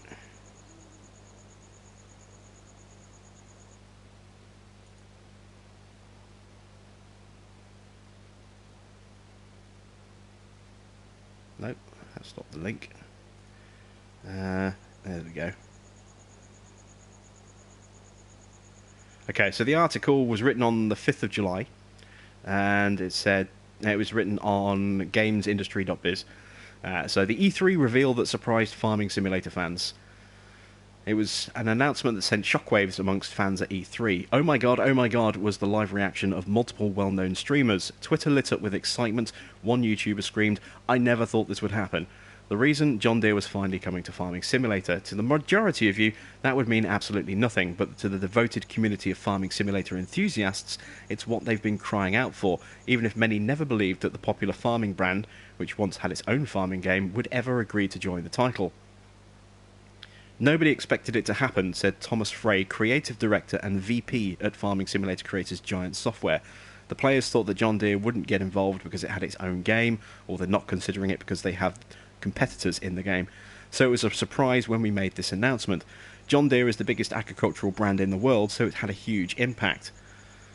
He continues, when I first contacted John Deere and asked them if they would like to join our game, it was like 2010 or 2011. We tried again and again and met them several times over the years. We just needed to be patient because, to a certain degree, as the game became bigger and bigger and the quality rose also, it became more appealing. And the pressure on John Deere rose over time because after every farming simulator, I'm pretty sure they received lots of messages from players asking them why the hell they weren't in the game. Somebody suggested that maybe when other popular agricultural brand Fendt is in the game again, perhaps they'll persuade John Deere to do it as well. And it was a bit like that. Fendt was a brand we brought back in 2017 version, and 1 year later we signed John Deere. So perhaps they noticed that it was, all the big brands were in it, so they should be in it as well. It's easy to forget how the importance of real brands are to the success of sim games, whether that's a sports title like FIFA or a hardcore simulation, and it's something that Farming Simulator has always tried to secure, even if it took its time to convince the agricultural industry to climb on board. The first Farming Simulator just had one brand, recalls Frey. Even the second version only had two, with a third brand added as a DLC. A first milestone was 2010, when we had almost 10 brands in the game. We also made a big decision. We changed our strategy to only cooperate with brands that were really committed to us, because they see that the cooperation as a win-win, like we did. We would give the brands the opportunity to showcase their products in our game, and in return we would receive their license. But to begin with, it was very challenging to convince the agricultural manufacturers to become a licenser, because they often didn't have any clue about video games. We always had to explain what Farming Simulator was all about. They couldn't imagine or understand what we were doing. And often the manufacturers would compare us with scale models or toy producers. You cannot really do that, because you're looking at a completely different level of detail. If you think about a scale model or a simple toy, it is lacking in a lot of details. But in our game, you can get into the cabin, you can see the controls, you see each button. Some of the vehicles are animated with bits that fold and move. He continues, but over the years the game got bigger and bigger, especially in Germany, so that helped a lot. When we approached brands, it started to become a case of them already knowing the game, perhaps their kids were playing it, and with the game available we were able to show nice videos. Official licenses are important, not just for the fans but also for pushing into other markets. In 2012, Farming Simulator partnered with American agricultural giant Case IH, which Frey credits as one of the reasons it was able to grow in the US. They're also important so that the development team can create an accurate replication of the machines. Almost all of the Farming Simulator's partners provide support materials like CAD data, manuals, and even some even give the team access to the vehicles to record sounds and test the equipment. It's a far cry from the game's early days. To begin with, we mainly worked with just images which we took ourselves maybe, or just found them online or in brochures, Frey adds. But if you have just images, it's almost impossible to get all the proportions right. It's much more of a challenge. Of course, having so many competing brands in one game is not without its challenges, with manufacturers concerned by how their products are presented next to their rivals. In 2011, we showed one big company our game and a list of brands that we already had, Frey tells us. And the marketing guys said, okay, we can join, but if we're going to join, then these brands have to leave. We were being asked to kick them out, but we said no, it wasn't what we wanted. They could join our game whenever they wanted, but they would not get rid of, we would not get rid of brands that we already had. That was something we had to deal with. Then, of course, there is always some challenge because you have competing brands and you want to make sure that everyone is happy and that you don't treat one better than another. But over the years, the companies have always understood our vision about how the game should be. I would compare it to Gran Turismo, where they have all the brands next to each other, or a big trade show where they present all the machines next to each other. Generally, Farming Simulator tries not to have too many similar pieces of equipment and machines from different companies to avoid comparisons. They also like to encourage players to upgrade between different brands so that they try a bit of everything. Ideally, every player will play with each machine because the progress they're making will see them upgrade from the next one and the next one, says Frey. That also benefits the manufacturer because the player would consider a brand that perhaps they don't want to buy, but because they need to because of how the game is balanced. Over the decade that Farming Simulator has existed, the brand and its development has found itself almost as much a part of the agricultural industry as it has the games industry. The game has played its part in introducing a younger generation to the well-known manufacturers in the industry. Farming Simulator was a perfect fit for New Holland, which has a passionate, knowledgeable fan base, says Andrew Dunn, Global Brand Marketing Projects Manager at New Holland Agriculture. The firm is in its agricultural machinery manufacturer that has been part of Farming Simulator since 2014. Furthermore, the game's wide range of applications lends itself to New Holland as a full-line brand. No matter how the gamer chooses to farm, they will find the product to fit their requirements. We could also see that this was something that was going to grow, and we could see that younger gamers had a growing interest in this type of gaming, so we wanted to be part of this. Farming Simulator is the modern equivalent of the carpet farming with scale mods. The result of the partnerships has seen the developer work more closely with the farming industry on various serious projects as well, for training, educational and marketing and even practical purposes. For big brands like John Deere, we have created a simulator installation where you can sit in a real cab and control it with a display in front of you. Frey begins. The goals of these simulators are not always the same. Some are designed to show new features in the machines so you can make possible customers understand why they should buy it.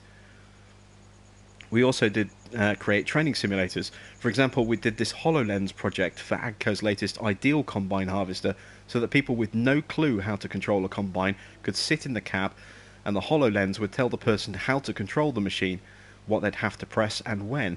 Projects like this help us to expand the cooperation with these brands. It's not just about the games anymore, it's about more serious things.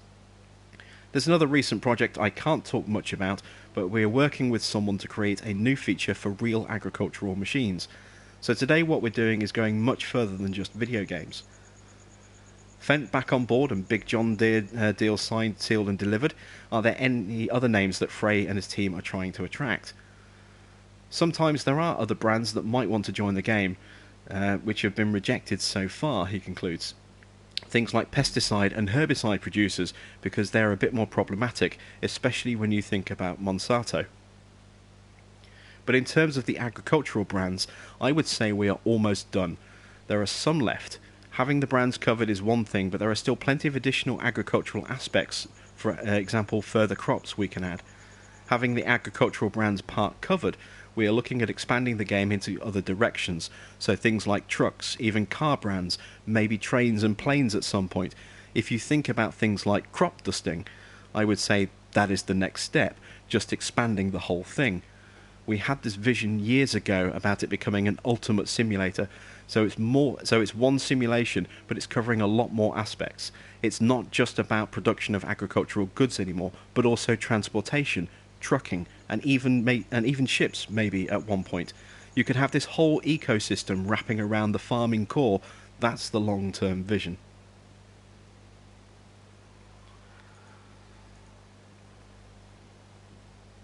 There we go. That's the article. So there's a lot of interesting stuff in that. There's hints that maybe there's only one or two brands out there left that they're looking to acquire, and I would say chief among that is probably going to be Class. And beyond that, who else is really left as a really big brand? But it does also say that they are looking beyond the brand picture now, and they're starting to look at the other parts of the game that are in desperate need of mechanics. Now we know we're not deformable terrain with Farming Sim 19, but it is something they are starting to work on, and who knows, we might get that for Farming Sim 21.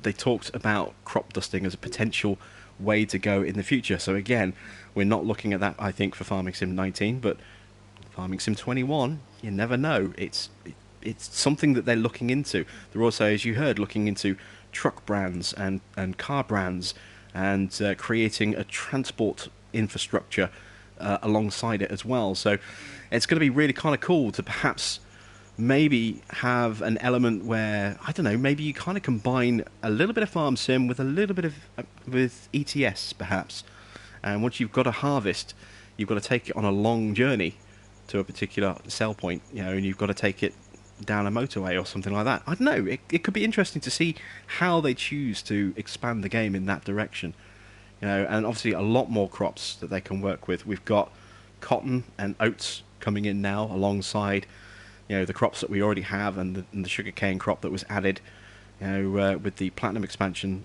late last year. That's obviously going to be in Farming Sim 19 as well. So That's good to see, and I have no doubt that at some point during 19 we may well get another new crop as well.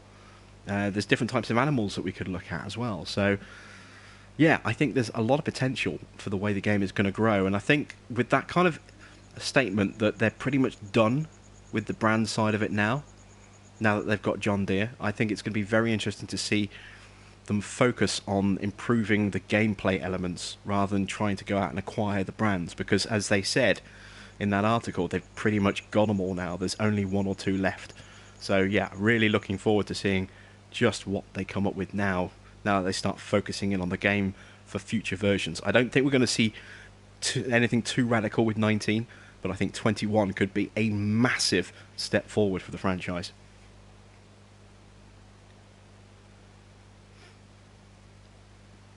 They need to add the feature of building your farm, like start with a tiny barn and a tiny shed, and you have to earn money to buy upgrades. That's going to be in 19. That's already been confirmed. You will be starting your farm, well, you'll have the option to start your farm from scratch. So that is definitely going to be there. That's not in doubt. That's already been confirmed. From what I understand, there's going to be different levels of that, so you can have excuse me, you can start off with a standard farm, like we do now, or you can start off with a farm that is partially constructed and only needs a little bit of expansion here and there, or you can start off with a farm that's pretty much non-existent and you have to build it up from scratch. How much variance between the different levels is yet to be confirmed, but that's what I'm hearing. I've not seen anything completely official. Again, it's kind of stuff that's leaked out from Farmcom last week, so it's not been officially announced in a lot of detail. Some features have been confirmed, but not fully elaborated upon. So, again, we're kind of waiting for full details. But yes, we will have the option to actually build our farms up. That is something that is going to be in 19 from the very beginning.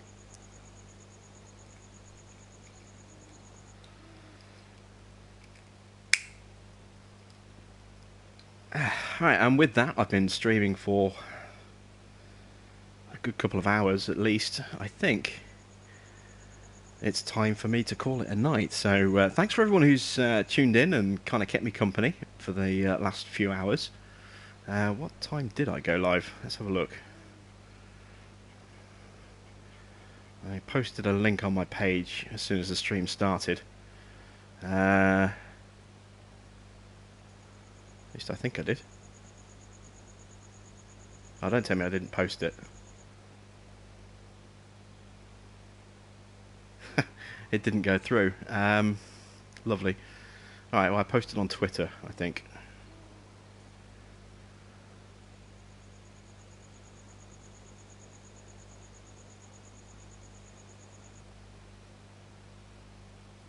It just says 2 hours ago. So yeah, it's time for me to call it a night. It's just literally gone 3 o'clock in the morning, so I'm going to take a little breather and then turn in for the night. So thanks everyone for tuning in. I will try and do another stream again at some point in the next day or two, and do some more work here on this particular map. So thanks for watching, and I'll be back again very soon.